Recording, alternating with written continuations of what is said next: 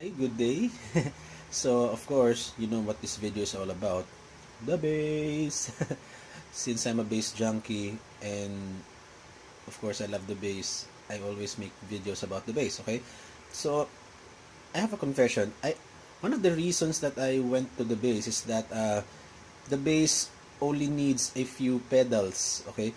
So, when I first started playing the guitar, I have noticed that I needed to buy a lot of pedals, effects, okay? So, you have to have a chorus or at least an overdrive, maybe a blues driver, those kinds of things, delay.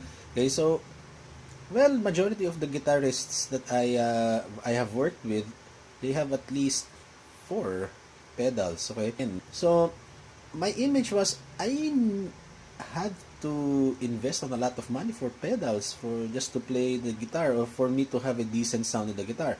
Unlike in the bass, I only have two.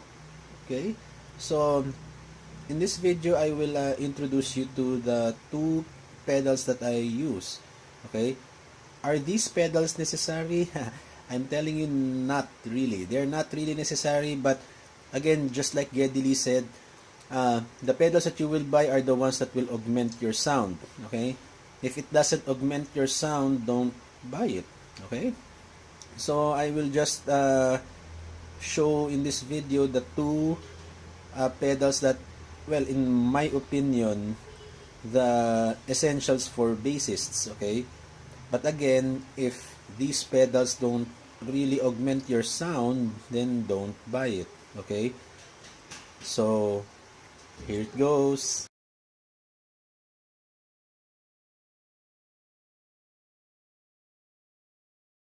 So these are not really essential pedals, but these are the pedals that in my experience, have helped me a lot.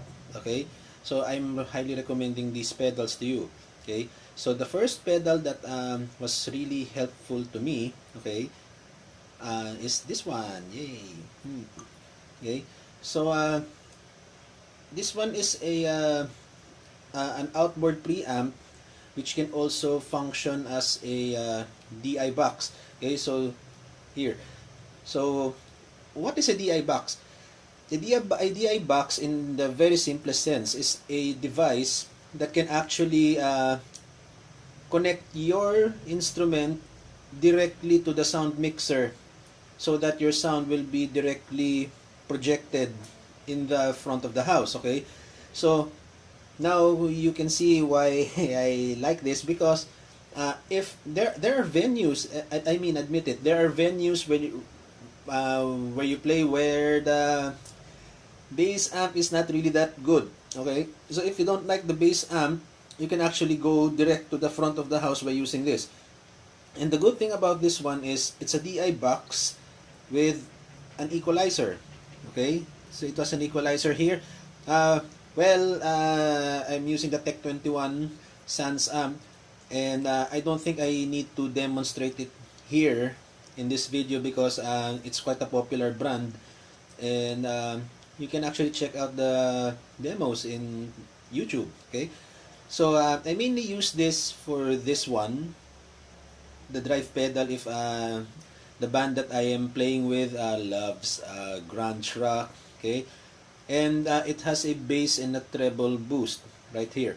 Okay, but the feature that I really love here is this one here, this button, the 1/4 inch boost. Okay, so it's a clean boost. In my previous videos, I've shown you that I have two bass guitars that have preamps. Okay, so if I just want to boost the preamp settings coming from my onboard preamps, then I will just boost it. Okay, so largely this is just for a clean boosted sound. Okay, but if the band I'm playing with actually has this gritty rock sound, this one is very helpful. The the drive knob. Okay, so you can get that distorted sound. Okay, so it looks like I'm endorsing Tech 21. Okay, but this one is good because it has this is the recordable version. You can actually store 3 settings. Okay, depending on your again your playing style and the gigs that you're playing. Okay, so okay, so this one I did not elaborate further. This has a lot of demos in the YouTube. And I think it's not only Tech 21 that produces such a device. There are a lot of other brands like Behringer, Radial. Okay, I think Radial has one too, and MXR and Aguilar. Okay, I think Harkey has one too. Okay, so a similar one. This one I just like because of the sturdy construction, the DI. Okay, and it has a good balanced transparent drive. Okay, but again, those are just my personal preferences. Okay, in the Philippines, standard retail price 11,000. Wow, mahal. Okay, so here, very useful, especially when you play in venues with crappy amps. Okay, so here, very useful. So my other pedal that is very useful is this one. Yay! Okay, this one is a compressor. Okay, again, the concept of compression is actually quite hard to explain. Okay, I mean it took me a while for me to understand what a compressor actually does. Okay, so this one, what I like about this, okay, what I like about this compressor is that it only has 2 knobs. Okay, so one is for the volume here, volume. I think that yeah, it's volume, and this one is the compression. Okay, so the more you tweak it, okay, to the higher numbers, the more the heavier or the more the sound will be compressed. Okay, so how can I make it simple? uh, it Just look at it this way. So if these are the frequencies, if I compress it, if I squeeze it, some of the frequencies will go there. Okay, so the sound will the equalizer or the equalization will be even. Okay, so the highs, when you love to do slap and pop, okay, they will not sound very loud because the pops tend to be very loud. Okay, but if when you even it, okay, the pops will not be that boomy. Okay, and the mids will be easier to bring out, okay, using your technique. Okay, again, bringing out these sounds will depend largely on your technique. Okay, these guys will just make it a little more easy for you. Okay, these are not the ones that will bring out that sound. It's your technique.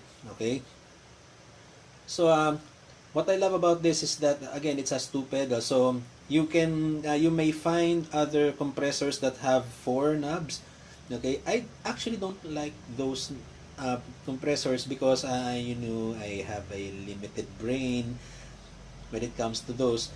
So I mean, they have the sustain knobs, the attack knob, the release knob. I mean those are good, but not for me at this time. Okay, because what I just understand is that when you compress it further, it becomes more even. Okay, then of course when you compress it further, the sounds become louder, some of the frequencies become louder, so you have to control it. Okay, so for this version, I also what I love about this is that of course it can also work as a DI box. Okay, so, you can go directly to the front of the house. Okay, so why do I love this? Okay, because it doesn't make my sound really boomy.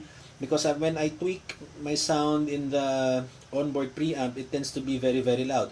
So for me not to get shocked that whoa, it's very loud, I compress the sound so that it will not be that should I say shocking. You might get shocked that it's so loud, so this one will control it. Okay, and it also makes my life easier in bringing out the mids using my technique. Okay, So this is very very helpful. In my opinion, this is the slap bassist's best friend. Okay, there are a lot of brands. I just am using the Aphex. Okay, the Aphex. I don't think there's. I think Aphex does not produce this anymore. Okay, but I have seen good compressors like the MXR. I think that's the most expensive. Okay, the Keeley based compressor, the limiting amplifier. They call it the limiting amplifier. Kalikot Audio, Hikari has also the same controls. That's why I like that. Okay? Mabuhay ang gawang Pilipino. Mabuhay ang Pilipino. Okay? So, these are the ones that I need. Of course, this one has its cons. Okay? So, if you make the sound more even, your sound tends to be noisy. Okay? Especially when you're using the jazz bass. The single coil pickups are actually loud. It has a natural 60 cycle hum. So this will just amplify the hum. Okay, so maybe a noise suppressor could help. Okay, but a friend of mine told me that well, you just have to balance the volume really really nice, and the noise will not be that noisy. Okay, will not be that loud, not be that loud. Okay, so for me, I just need that outboard preamp, the Sans amp here, okay, here, Sans amp and the compressor. Okay, these are the pedals that are really really helpful to me. Okay, but do I really need them? Really need them? Not necessarily. Although I actually love this. Okay, I now rarely play without this one, the compressor. Okay, but if the venue has I mean the acoustics are complicated, you know, the some of the frequencies that you least expect are coming out because of the venue, and this one is also helpful. Okay, but for me this one is my closest companion right now. Okay, so I personally recommend, but you don't really need this. Okay, don't really need this. If you're okay with the clean sound of your amplifier, that's fine. Okay, but if you think that this will help you, why not? Okay, so you might as well try these items before you buy them. Okay, because it, they cost a lot. Okay, so you just have to make the most out of your money. Okay, so hopefully I can make a video to explain the compression because it's really really helpful. Okay, so again, these two pedals are the ones that are helpful. Okay, so in choosing pedals, you just have to get the pedals that are actually helpful to your sound. Okay, so if you're like the gritty rock musician type, okay, uh, type of bass player, the dirt pedals are actually going to help you. The Sans amps, the dark glass, okay, and I think the Aguilar tone hammer. I have not used it, but I have seen great reviews. It's very very useful also for gritty sounds. Okay, so you don't be afraid to experiment. Watch videos.